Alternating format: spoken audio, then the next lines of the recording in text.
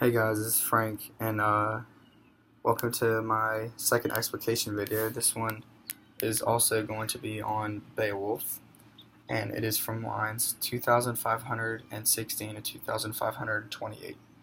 And in this passage, it talks about Beowulf and what he says before the big climax of whenever he fights the dragon.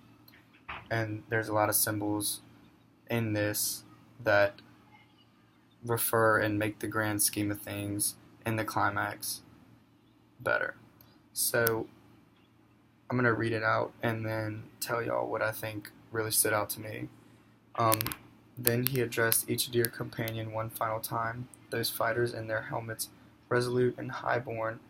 I would rather not use a weapon if I knew another way to grapple with the dragon and make good my boast, as I did against Grendel in days gone by.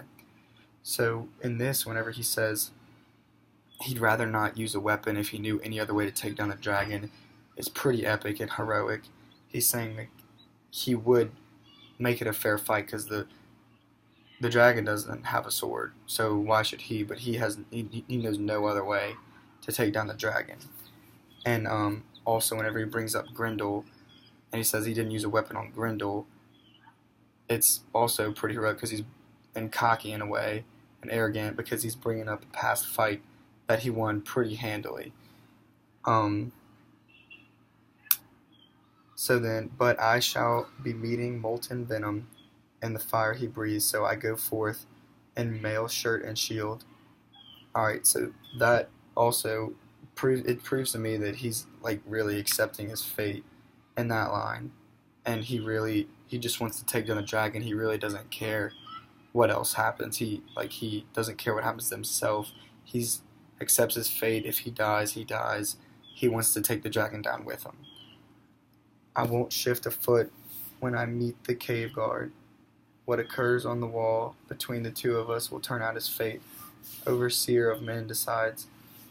I am resolved. I scorn further words against this sky-born foe.